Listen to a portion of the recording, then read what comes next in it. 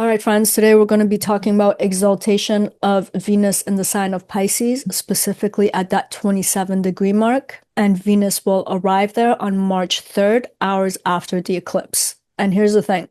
Most people want an exaltation, not realizing that exaltations come with a lot of burden and responsibilities. Like when people think about Venus, they immediately think about romance, love, the most perfect relationship. It's like a rom-com. But that's not how it happens because exaltations have very little to do with comfort. It's about creating the right conditions so that planet can have the highest expression of itself.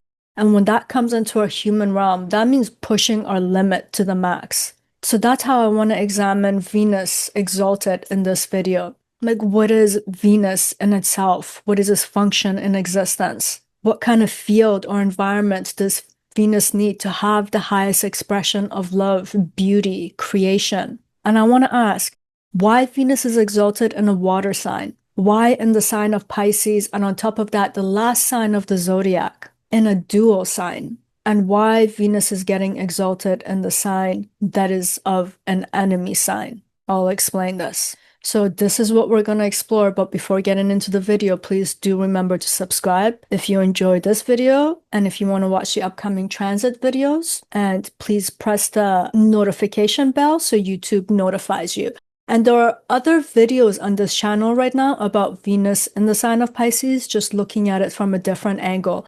I'll put the link to those videos in the description box below if you guys want to get into the depth of this. But actually, before getting into the video, I have to disclose something. I have the worst flu and I'm fully medicated to control the runny nose and the cough, and I sound like a teenage boy that just got on an Adam's apple. And I also wanted to say this before starting about the difficulty of exaltations. I want you to think about all the planets and their exaltation. There are only 3 planets that are exalting in friend signs or own sign.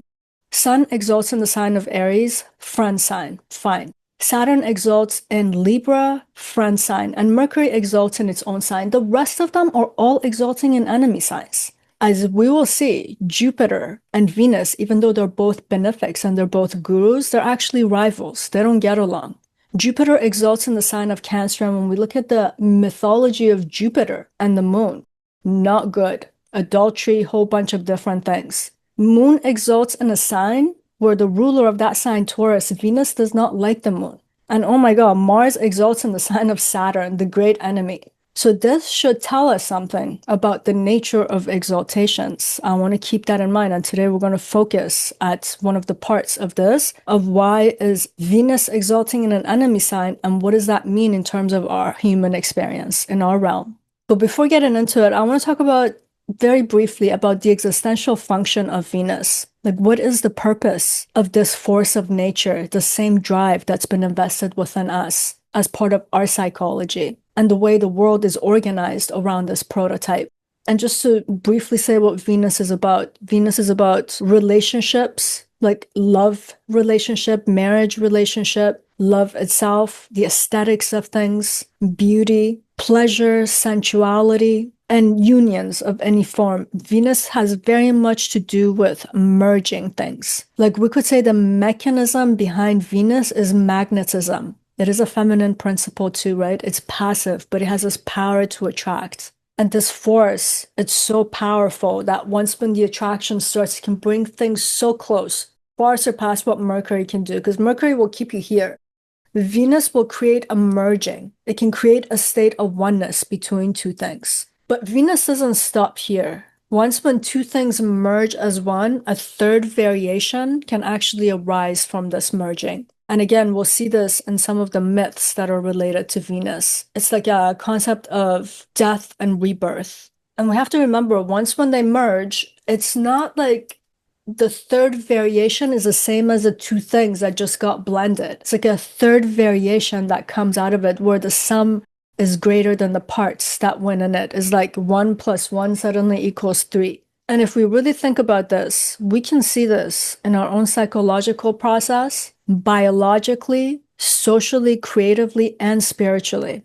For instance, in our human realm, the concept of marriage represents this. Like, 2 people enter this contract, this agreement, which is called the marriage. And then the marriage is like the 3rd entity. But not only that, two people who get married, one of the things that will happen, and think about it, marriage happens in the sign of Libra. In the natural zodiac, we're talking about the seventh house. The seventh house is opposing the first house. We're talking about ego identity death when you have a marriage. Like, you can't be these two very distinct, separate individuals. You kind of have to merge. And there's some third variation that comes out of it that is the us. And that's who the couple have to serve. We have this concept of merging and a third variation coming out of it in sexual unions also, right? Two bodies merge, a third variation, which is the child comes out. And Venus does represent semen. So it's talking about a very strong transformative life force there too. And the child is an aspect of the mother and the father, but something very distinct and different. Contains both elements, but it is itself. So there's a creative power there. We can see this in the arts and the creative process also. Like, an artist merges perception and feeling, material and vision. I just stabbed myself in the eye. Technique and inspiration. And then a third entity arises, which is the work itself, the creation. So when we're talking about Venus, we're talking about the principle of attraction, convergence, union, beauty, sensuality, reproduction, and the emergence of new forms through this merging process. Now we get into the interesting part, which is what kind of environment does Venus need to have the highest expression of this? And somehow it brings us to the sign of Pisces. And I've talked extensively about how Pisces is this field which induces merging and creating or dissolving differentiation so that you have that merged state.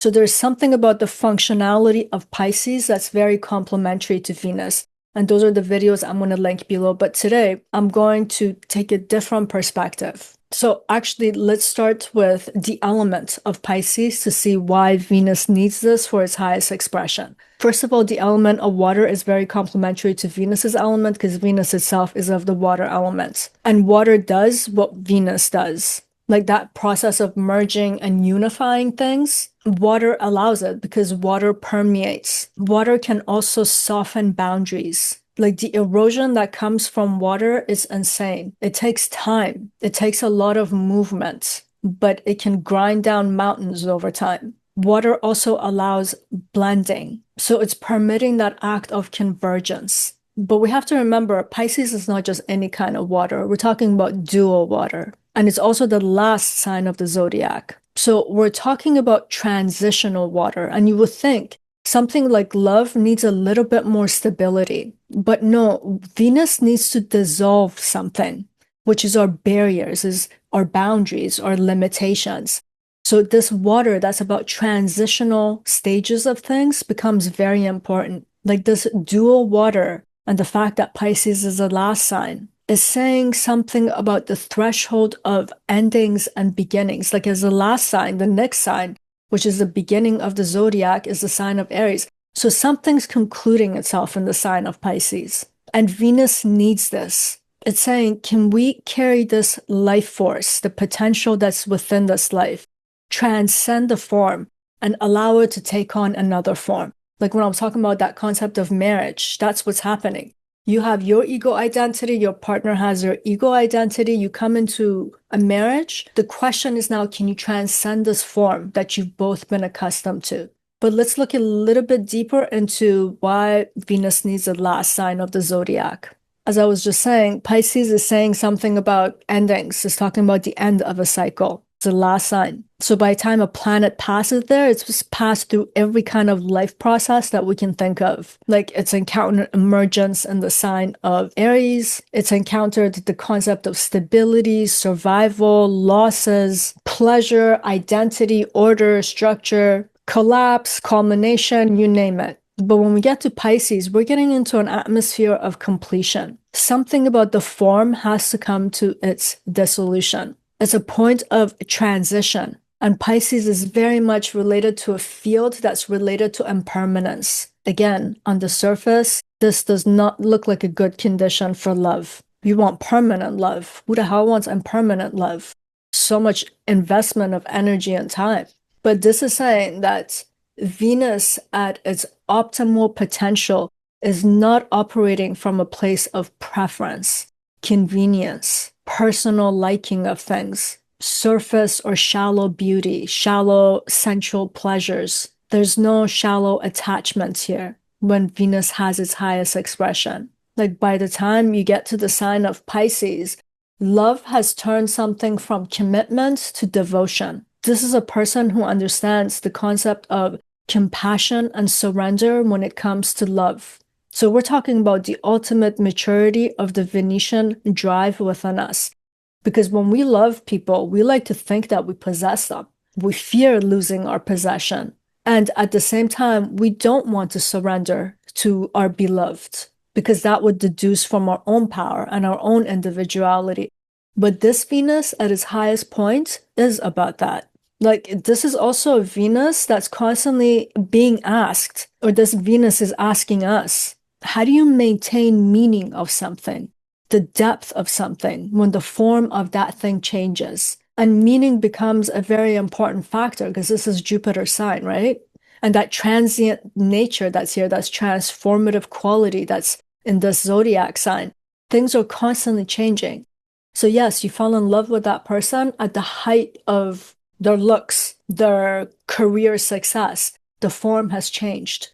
But what was that essence that attracted you to them, that went beyond the surface? This Venus here asks us, how do you love someone without possessing them? Which again comes to how do you love the essence of someone else? And you can't hold or contain someone's essence. It's asking, how do you join someone without dominating them? Because a lot of time, love becomes a game of control, which is coming from our fear. It's not coming from love. We don't want to lose that person. So we dominate covertly or overtly so that we don't have to confront our fears.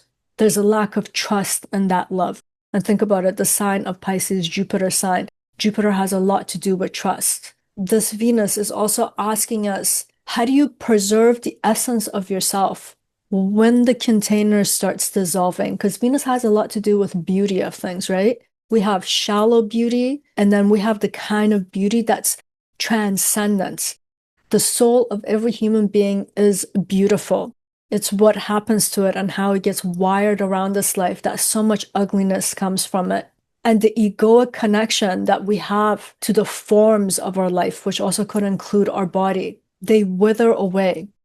So how does beauty and love maintain when these things go? We can also see it in our partner, right? We all age, we all change. How do we remain loving them? So this Venus drive is always asking us at its exaltation, what is that deeper content of beauty, of union, and in relationships? What is the essence of the lover and beloved? What is that cord that unifies them? And it can transcend every kind of human life pressure. And all of these things that I just talked about, they're very difficult for us human beings.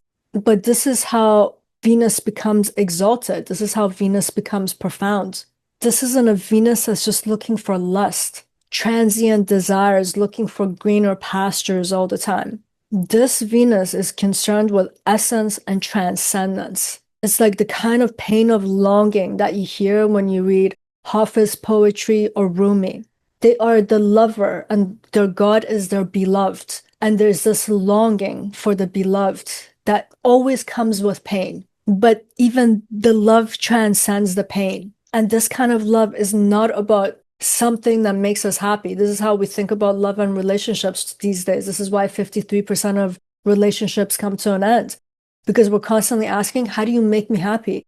I don't feel happy. You're not doing enough to make me happy. But that's not what love is actually about. And this is what this exaltation is telling us. In our realm, we treat love as something personal that should be at our service, something that's meant to just keep us happy.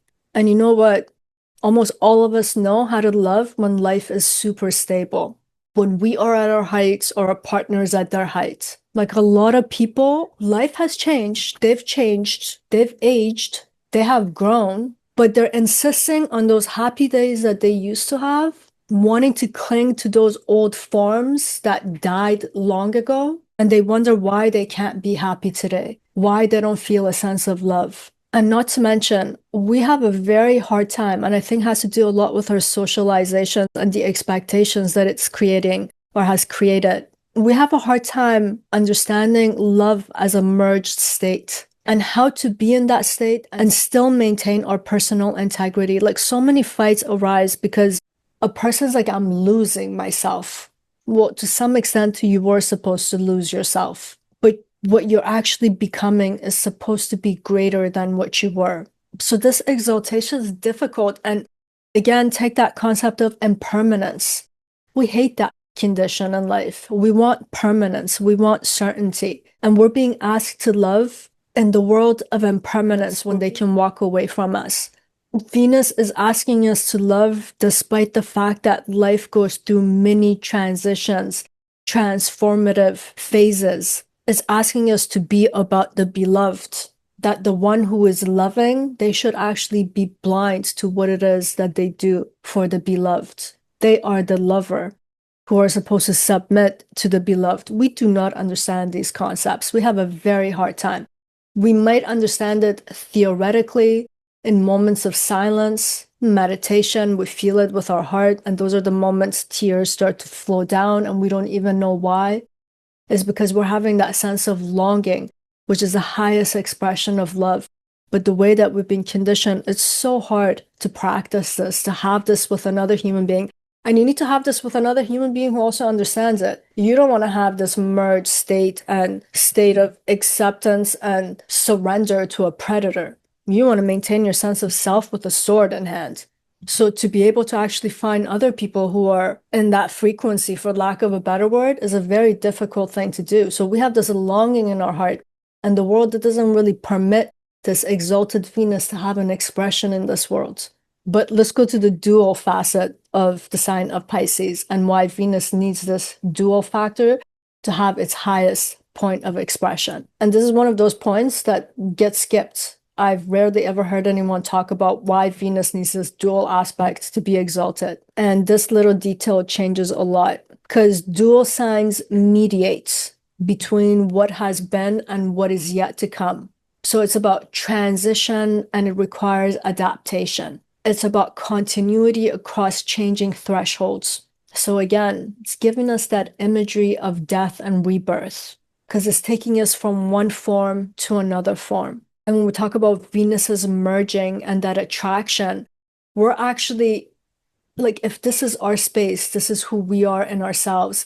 In order for us to merge with another person, we have to have this transition and this movement, this change and transformation. So this dual aspect of Pisces is helping Venus to do this. It's letting it to depart from one state and to get itself to arrive to another state.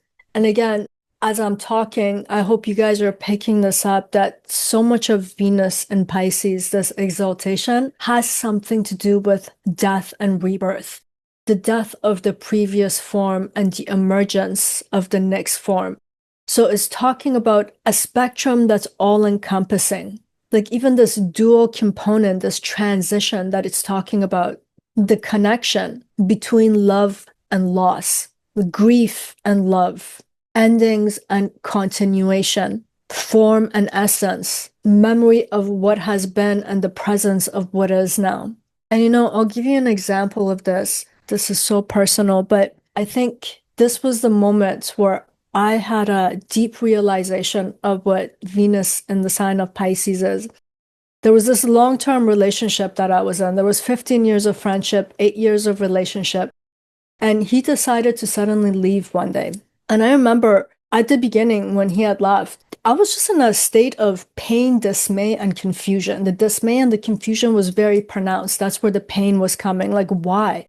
Why is this happening? I couldn't understand it. But in the usual ways of life that loves to kick you in the gut because it likes to deliver the truth in that way, I heard that he had established a relationship with another person while we were in a relationship. And I remember that moment of transformation from that confusion and dismay to that Lilith archetype of rage and anger, that betrayal and the pain that was coming from it, the enormity of it was uncontrollable. And that story, that feeling had me in its grip for a good few months until this one day I went for a drive and the inner turmoil got so bad that I had to park on the side of the road. And I don't know what happened. It was as if the subconscious mind just overtook the conscious recollection of betrayal and pain. And suddenly I imagined myself as like a 95-year-old woman bent over the casket of a man that I had loved with all of my heart and all of my soul. And I remember in that moment, it just felt so vivid and real. And the pain that overcame me, I cannot describe it. To have known that you have loved another with all of your heart and soul, with every fiber of your being, and this transient nature of life, the impermanent component of it, has just taken the container that allowed that connection. And yet the love still remains. You still will love. And to know that you were loved so fully that there's never again an opportunity to be loved like this. And I think my mind was taking me to being about 95, that there's no more time either, that this was it. And imagine losing that kind of a love. That's what my mind was trying to convey to me. That is the true pain of love. What you're feeling right now is egoic pain of how could he have done that to me? He left for egoic reasons of lust, of pleasure somewhere else, of greener pastures. And here I am having this ego struggle in the name of love. But that's not what that pain was. The true pain of love, the grief of love, true love, it's incomparable to anything that we feel in terms of loss and pain and what just passes in life. Like people who lose their children, for example. That kind of love and the pain that comes with that, and the way that you have to hold that love for the rest of your life without the form, that's something. That's why I'm saying this exalted Venus has this simultaneous holding of the merging, of coming together, and then the loss, and then the grief that comes with it. The ending and yet the continuation. The love that was experienced through the form, but the love itself was coming from the essence. Memory and presence. This is what I mean. And this is why I'm asking, do you really want a Venus that's exalted? This is the profundity of an exalted Venus. And you know, this is another reason why Venus, this dual component, makes Venus in Pisces very creative. Because think about it, for those of you who are creatives, a lot of the creativity is coming from some sort of a liminal space between what's already formed, so the things that you know, and things that are unformed, that are just emerging in the mind. And not to mention the kind of pull that they have, the attraction that's there, that compulsion to create. Like that liminal space is about what can be seen and what doesn't have shape, but there's that compulsion to now give it shape. So Venus in a dual sign, that dual aspect is functioning as a bridge. So this dual component is giving Venus the ability to create that third variation, which I was talking about at the beginning as one of the existential functions of Venus. But let's move to the fun part. Venus is exalted in an enemy sign. I know in Western astrology, there isn't that much of a distinction because they both are considered benefics. And when you have two benefics, then you have the great benefic party. And I think for most of us who have actually experienced Venus and Jupiter conjunct, it's never been that simple. Or when Venus is exalted, it's like, where are all the goodies? There's actually a heavier component in the air. But let's talk about this relationship between Venus and Jupiter. In Vedic astrology, Venus is called Shukra, and Jupiter is called Brihaspati. And these guys have a long history and I don't have time to go through the whole thing here, but just to give you guys of how they know each other. So Shukra, Venus, his guru, his teacher was Jupiter's dad, Brihaspati's dad. And at some point, even though Shukra loved his guru, Jupiter's dad, Shukra felt that he had to leave. There was a sense of favoritism that Venus was feeling that the father has towards Jupiter. And both of these planets, the benefics, are very much related to knowledge, but different kinds of knowledge. So anyway, Venus decides that he has to leave, but that's not the only problem that they have. I'm just showing you that there is childhood connection, generational connection. And then later on, which I will talk about in this video, Shukra gets this power from Shiva to resurrect the dead, a bija. And Jupiter really wants this. And Jupiter goes into great extents to get his hands on this bija to the point of using Venus's daughter and his own son to trick them to getting this bija. So there's a lot of beef between these two guys. So when Venus goes on exalts in the sign of this guy, we have to look at it. So they are both gurus, but they teach two very different worlds. They guide a different order of beings, and they transmit different kinds of intelligence. So they're representing different kinds of pedagogies. So Brihaspati, Jupiter, is the guru of the Devas. He's actually the teacher of Indra, who is the king of all gods. So Jupiter is associated to higher order, divine order. He's about being a counsel to the king. He is about transmission of the law, dharma, legitimacy, and meaning. So he's sustaining the intelligence of the sacred structure and order of existence. Shukra, or Venus, on the other hand, is the guru of the Asuras. So the Devas are like, this is so hard to explain in passing, but the Devas, let's call them the gods of the overworlds, the lords of the overworlds, and the Asuras are the gods of the underworld. The Western translation of the Asuras, they're considered as demons, and I don't feel like that's an accurate translation. And I'm not the only one who thinks that. So Venus is teaching those beings that are outside of the order of the Devas. He's actually teaching those that are in constant conflict with the Devas, because the Asuras and the Devas are just locked in this eternal battle, like the battle between light and dark. Like Venus is teaching those who are contending with existence itself, beings that have to justify their existence against the Devas.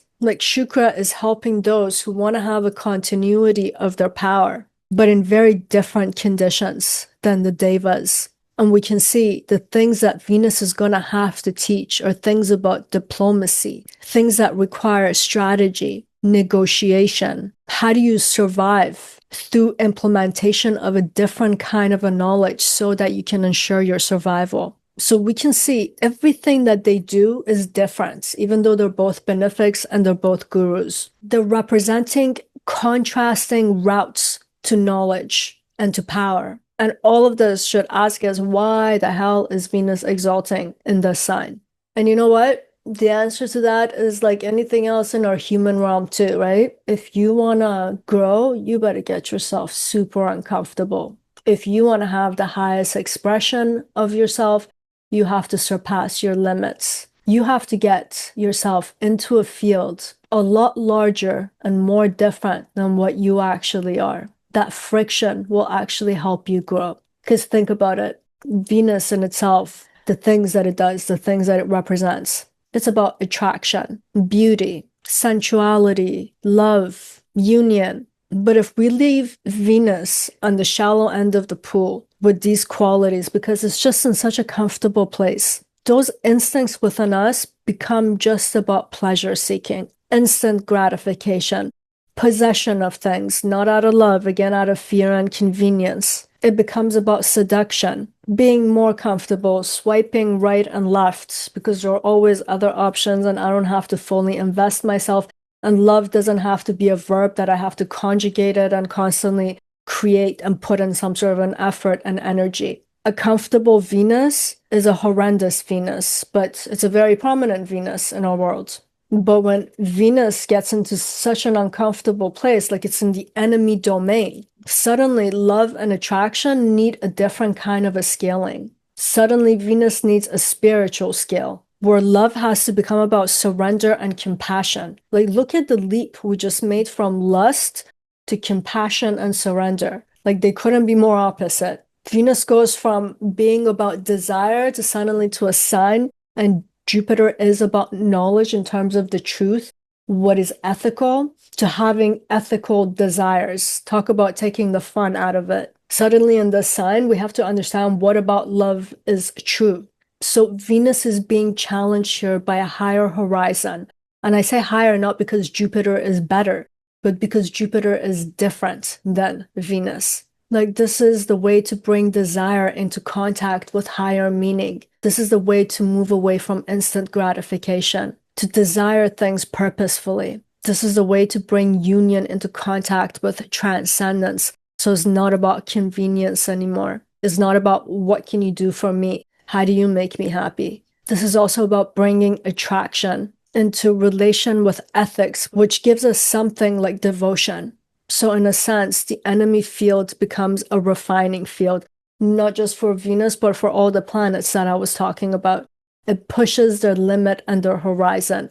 That's what the higher expression is, to actually transcend their own highest expression. And like I was saying, we experience this in our human realm all the time. If you want to do better, if you want to do more, create something bigger, better, you have to go through these environments that are full of tension. So when Venus comes into the sign of Pisces, it's not supposed to remain naive. And this is one of the struggle of the natives. They can always feel it. I love my sense of naivety about love, about the world, but there's something in them that wants to force them to drop it. Like an exalted Venus, it's meant to go beyond itself. This is what love is. Love is about going beyond oneself to be inclusive of the other, the same as one is.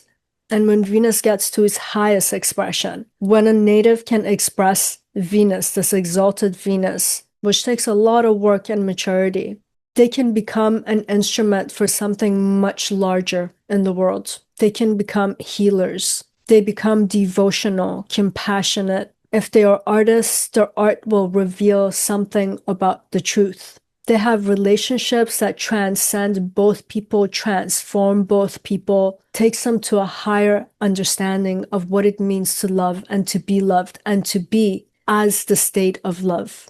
They understand what it means for beauty to sanctify rather than to become a distractive form of something. And now I want to talk about that mythology section, which has to do with Shiva. This is a very interesting point to contemplate about the exaltation of Venus. I'll be right back. I'll be second for you guys. All right, guys, I'm back. And I don't know if these medications are working because I'm freezing, but my back is soaked, just sweating. And I was just thinking while on that little break about people that I've talked to, readings that I've done. A lot of people with prominent Venus placements, they experience a lot of betrayals in life, hurts, loss of love. And a lot of times when we're pushed to our limits, that's when we have to come and redefine what love is, to actually understand what this higher component of love is. And I think this component of the mythological narrative that's related to Venus will help us kind of understand this too. How to take love from just expectations to love as a state of being, that it's divine. So now going to the mythic layer. Again, Shukra is Venus, Venus is Shukra in the Vedic traditions. And one of the striking stories about Shukra is when he decided to do penance to Shiva. And you got to remember, Shiva is the god of destruction. And after when Shukra did his penance in the body of Shiva, Shiva was so impressed that he gave Shukra the Mrta Sanjivini Vidya, which is a bija, something that Shukra can recite. And from that knowledge, he has the power to restore life after death. So he can resurrect the dead. And think about it. When you lose love, you feel like you're dead. You have to figure out how to resurrect back into life. But let's stay with the symbolic meaning of this. So think about it. We associate Venus or the Venetian themes to attraction, pleasure, lust, beauty, comfort. But this story is drawing our attention to something very different because we're seeing Venus in a state of tapas, in penance, severe penance, because he is inside of Shiva's body. He's inverted, hung upside down in smoke. So this imagery is showing us the capacity of Shukra to endure pain, and at the same time showing immense amount of discipline. And the things that I've talked about so far, like that act of merging, losing one's ego identity, all of these things require a lot of pain. The discipline and how to stay in love with a person who's constantly changing.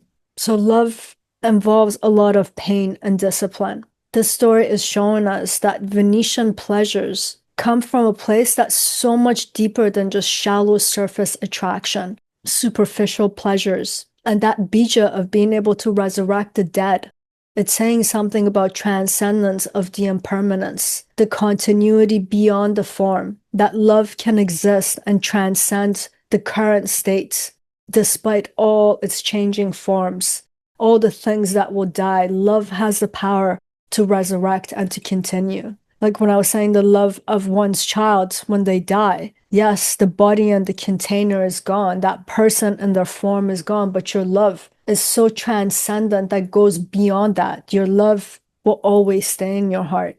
And it's through that love that you have access to that soul. Love is telling us something that we're always talking about confrontation with death. Because even in loving another person, again, that ego identity has to die. So love and death are kind of intermingled. Like that third variation that I was talking about. Point A and B meet, they get attracted to each other, they merge.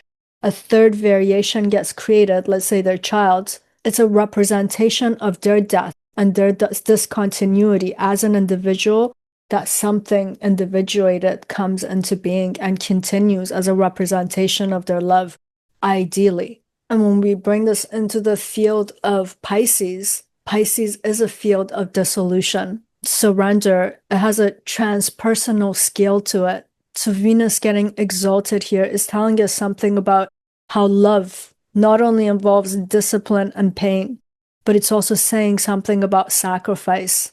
It's talking about the impermanence that's always involved with the forms that come to merge. It's talking about the way real love surpasses individual desires.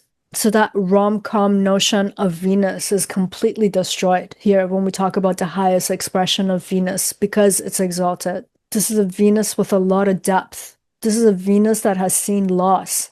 This is a Venus that understands grief because of the loss and yet understands the necessity of continuity. This is what the natives grapple with.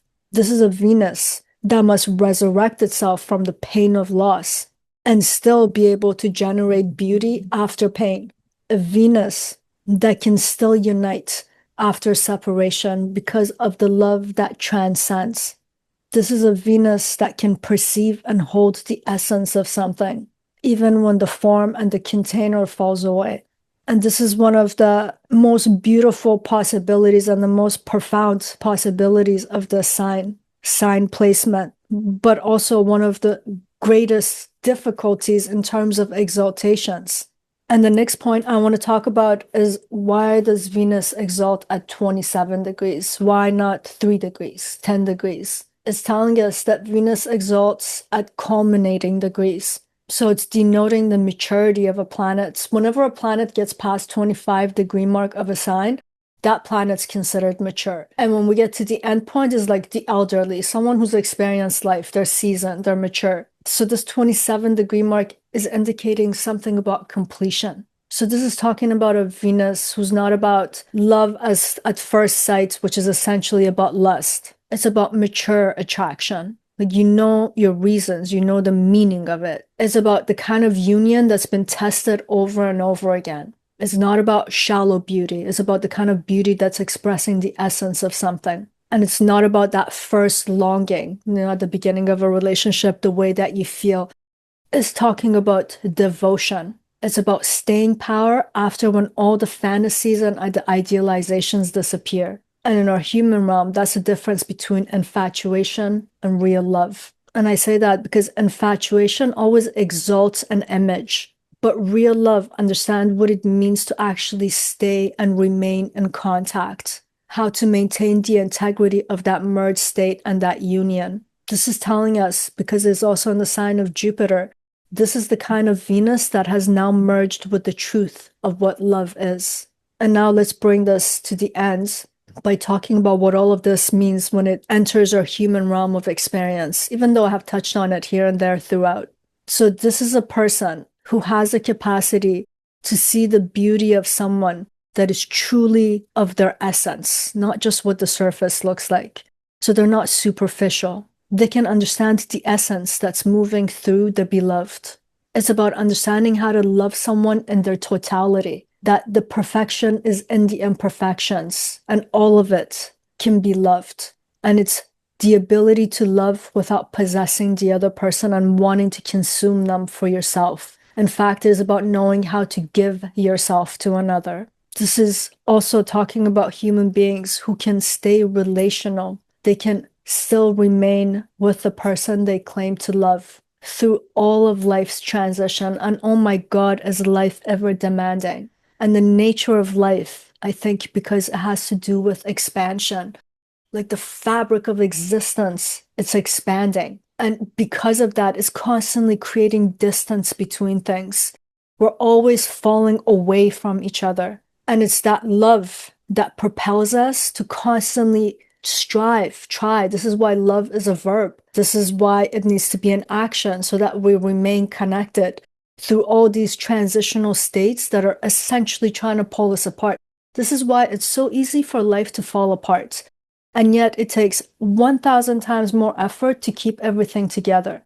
You leave things to nature, things will get deteriorated. We have to love something and make that effort to make it coherent so that it stays. And this is a Venus that can carry love through all of life's changes. And because it's in sign of Jupiter, and Jupiter has so much to do with meaning, it knows how to keep the meaning of it too, not just stay, but it's purposeful. This is a person so wise that they understand how to allow love and grief to always live together. Because we can be with someone and we're watching them change. And we know that's just part of their karma, their path, their process. We're losing that person and we see it, but we still love them. But we're still allowed to grieve, and we should grieve it so that we can continue to love. A mature Venus understands that just because you're grieving something, it doesn't mean that you don't love your beloved. And this is so important because when we look around us, most people love the ideal thoughts about love. They need ideal conditions to love. But we all know life 90% of the times is not ideal. Life changes, people change. The form, the container that we're in is constantly changing. Our life circumstances change. Our roles are shifting, and loss is always around the corner, and death will always come. And probably one of the saddest components of life is if you find the love of your life, that person who understands your soul, simultaneously you have to confront the greatest loss of your life. Because it will come a day where either you are standing at their grave or they are standing at yours. And both are equally heartbreaking. But that is the nature of life. And yet, the lover that survives will continue to love while simultaneously holding the hurt of that loss. The point here is, if the Venetian principle needs life to bend to it and can only operate through the stability that it needs, it won't hold under reality of life. But the kind of love that Venus has at its highest expression transcends reality, because love and beauty, the essence, can be held under all kinds of conditions, and there's power in that. And I hope I make a video one day to show the relationship between the exaltation of Venus and Saturn. But this video has gotten so long already. But in general, when this placement matures and it understands its own power, it's one of the most moving exaltations. With time and maturity, this placement creates enormous amount of compassion. They can hold the world in their heart. It gives them acute artistic sensitivity, profound devotion, a sense of sacredness about all their bonds, whether if it's with human bonds or their bond with the divine.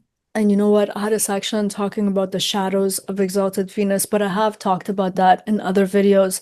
And I'm going to leave it here. But before closing the video, please do remember to like, share, subscribe, and please comment. Let me know, how do you experience love? What is transcendent love to you? If you could aspire to the greatest kind of love and loving, what does that look like for you? How have you experienced betrayal and pain and have been able to transform the meaning and gain higher meaning of what love and connection is? I'd love to know you guys' stories. And you know, when we share with each other, we come to understand that we are all bound to this human condition. They just come in different forms and with just a bit of variation from one person to another in the story. And it's very important to know that. It's important to know that we're not alone. No one's exempt from reality. We all experience losses. And from those losses, we all learn great wisdom. And I'll leave the video here because I can feel my voice is taking off to another place, as is my brain. But that's it for today. Sending you much love. Till next time.